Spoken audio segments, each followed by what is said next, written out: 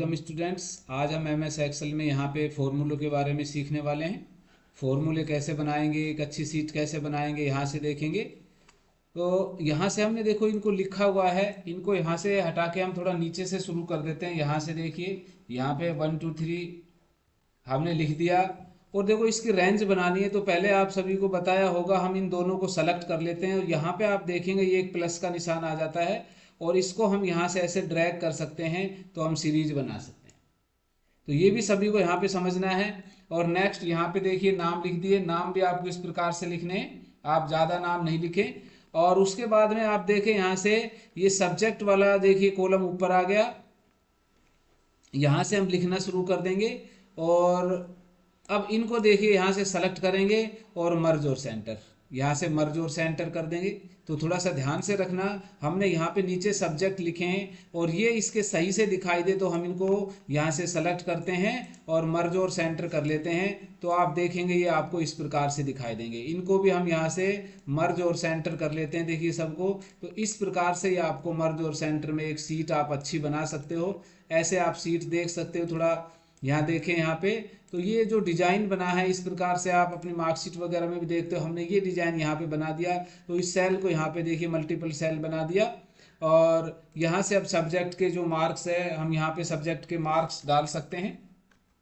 इस प्रकार से आप यहाँ पे सब्जेक्ट के मार्क डाल सकते हैं। ये सब्जेक्ट के मार्क हमने यहाँ पे डाल दिए।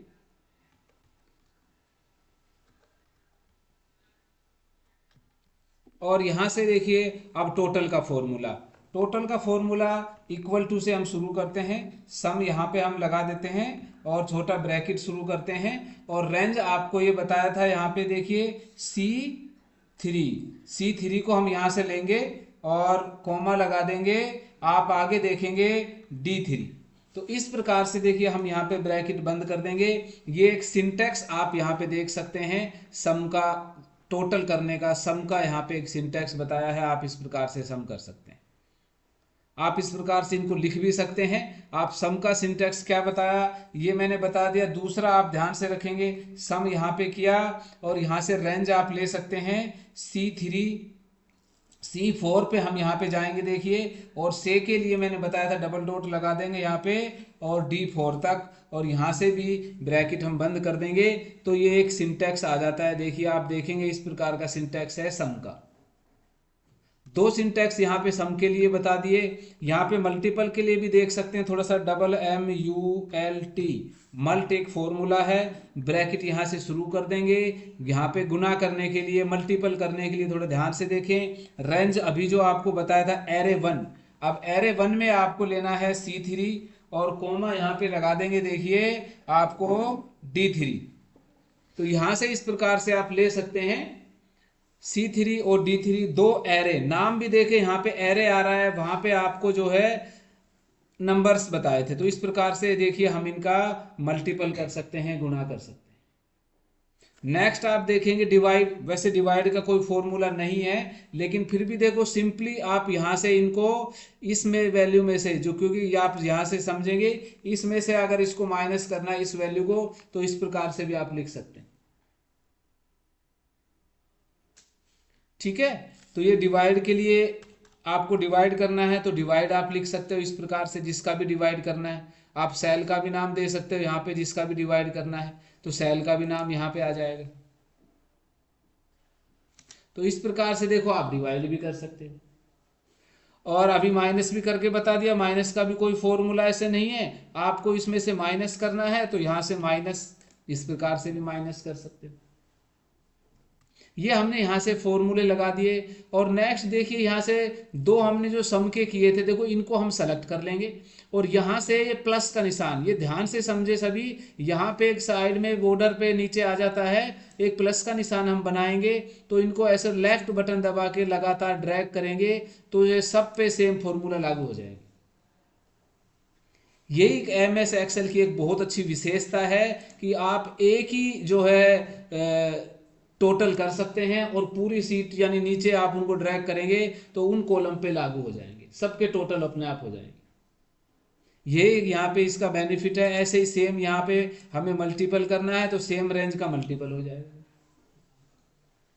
ऐसे ही आप डिवाइड का इनमें से भी आप कर सकते हैं। एवरेज निकालना है तो एवरेज का फॉर्मूला देखो, अगर आपने फॉर्मूले की स्पेलिंग सही लिखी है तो आप बहुत अच्छे तरीके से सिंटैक्स नीचे देख पाएंगे। अगर ये सिंटैक्स आ रहा है तो समझिए आपने स्पेलिंग सही लिखा है, अदरवाइज गलत।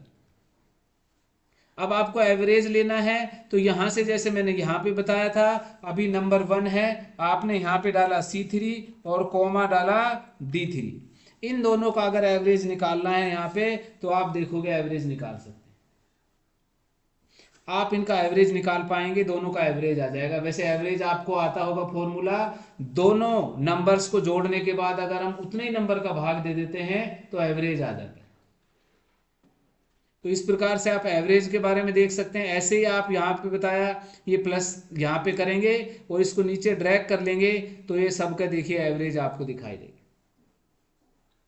नेक्स्ट आप देखेंगे यहाँ पे बताया मिनिमम वैल्यू, इक्वल टू से शुरू करेंगे, मिनिमम वैल्यू से आप शुरू करेंगे। अब मिनिमम वैल्यू कौन सा लेना है, तो ये देखो ध्यान से समझना, इन सबको मैंने यहाँ पे रेंज बना दिया। अब देखो ज्यादा समझ लेंगे तो आप अच्छे से A3 से और H3 तक रेंज, पूरा रेंज बना दिया, सबका रेंज आ गया। और फॉर्मूले का नाम है मिनिमम। मिनिमम वैल्यू क्या रहेगी, तो ये बहुत अच्छा फॉर्मूला आप निकाल सकते हैं। यहाँ पे मैक्सिमम वैल्यू क्या रहेगी, इक्वल टू से शुरू करते हैं, अच्छे से दिमाग में रट लेंगे, इक्वल टू से शुरू करते हैं और यहाँ से मिनिमम लिख दिया, मैक्स लिखना है, मैक्सिमम वैल्यू क्या रहेगी। तो सेम उसी प्रकार से आप रेंज, देखो ये नाम समझना, मैंने क्या बोला है, मैंने बोला है रेंज नाम। रेंज क्या होती है, असाइनमेंट में भी आता है, रेंज क्या होती है। आप देखेंगे रेंज क्या होती है, सेल का ही रेफरेंस। रेफरेंस क्या है, सेल का ही नाम, कहां से कहां तक हमने सेल लिया है, A3 से और H3 तक लिया है, यही रेंज कहलाती है, रेफरेंस कहलाता है। अच्छे से समझ लेंगे दोनों वर्ड्स, रेंज और रेफरेंस क्या है, तो यहां पे मैक्सिमम वैल्यू आ जाएगी। नेक्स्ट आप देखेंगे यहां पे लिखा है मैंने काउंट, आप इक्वल टू से शुरू करेंगे और काउंट, आप काउंट लेंगे। काउंट ने आपने काफी पढ़ा होगा, देखिए काउंट के बारे में भी हमने यहीं तक सेम रेंज को ले लिया। अब सेम रेंज काउंट यानी कितने यहाँ पे जो है वैल्यूज लिखी हुई है, नंबर्स है इन सेल के, वो यहाँ पे आ जाएंगे। How many cells count here, 7। आप देखेंगे 7 सेल को हमने यहाँ पे काउंट किया है। अब सेम मैंने आपको बता दिया, देखिए इन सब को ऐसे सेलेक्ट करेंगे, ध्यान से समझना। अब मैंने ऐसे सेलेक्ट कर दिया और यहां पे भी ये प्लस का निशान आ रहा है, इसको ड्रैग कर देंगे तो जो फॉर्मूला यहां लग रहे थे सेम फॉर्मूला सब पे लागू हो जाएगा। यही एक MS एक्सेल की खासियत होती है कि इसमें आप कितना ही थोड़ा सा काम करके बहुत ज्यादा तुरंत कर सकते हैं, यानी कैलकुलेशन बहुत जल्दी कर सकते हैं। तो ये फॉर्मूला आपको यहाँ पे मैंने बताए, जो इन फॉर्मूला का आप यहाँ पे उपयोग कर सकते हैं। तो ये फॉर्मूला यहाँ से देखेंगे, हमने यहाँ से इस सीट को काफ़ी अच्छा बनाया, यहाँ से इसको आप मर्ज और सेंटर कैसे करेंगे ये काफ़ी आता है। और बीच में यदि आपको रो कॉलम लेने हैं, ये पहले ही बताए थे, आपको रो कॉलम लेने हैं तो आप बीच में रो कॉलम भी ले सकते हैं।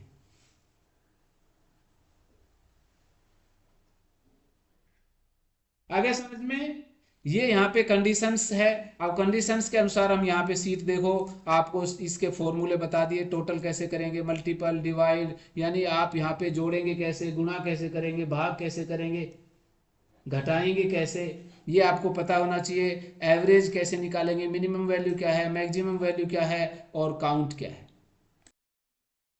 तो यहाँ से कुछ फॉर्मूला और अभी मैंने लिख दिए हैं, इनको भी आप यहाँ पे देख सकते हैं, इनका हम उपयोग कैसे करेंगे। थोड़ा सा जूम बढ़ा देता हूँ, आपको यहाँ पे सही दिखाई देगा। देखिए यहाँ से देखेंगे लिख रहा है लेफ्ट, नाम से ही पता लग रहा है हम यहाँ पे लेफ्ट फॉर्मूला लिखेंगे। और मैंने बताया सिंटैक्स।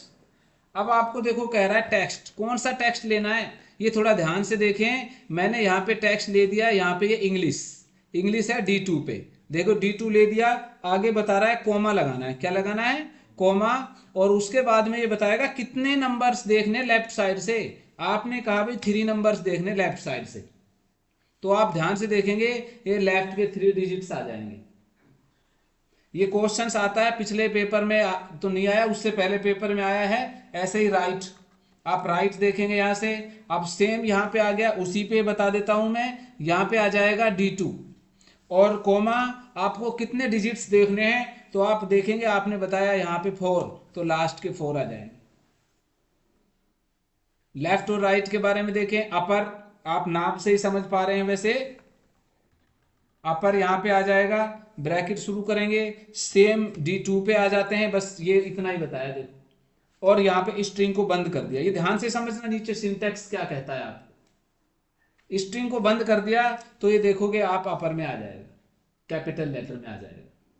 ऐसे आप देखेंगे यहाँ से लोअर के बारे में बताया है, स्पेलिंग अगर सही है नीचे तो अपने आप आ जाएगा। सेम यहाँ पे आप देखेंगे, अभी G2 पे मैंने लगा दिया इसको, G2 पे पहले कैपिटल है, आप देखोगे ये स्मॉल लेटर में आ जाएगा। तो इस प्रकार से आप यहाँ पे देख सकते हैं। और लास्ट फॉर्मूला रह गया यहाँ पे काउंटा। काउंट में आपने अभी सेल को जोड़ा था, कितनी सेल में लिखा हुआ है, काउंटा कहता है कितनी सेल खाली है। तो इस प्रकार से आप यहाँ पे लिख सकते हैं, इक्वल टू से शुरू करेंगे, काउंटा यहाँ पे आपने देखो और भी आ जाता है, आप इस प्रकार से लेंगे। अब यहाँ पे जो A3 से कहाँ से ले रहे हैं ये ध्यान से समझना। A3 से मैंने यहाँ पे ले दिया और यहाँ पे से के लिए मैंने लगा दिया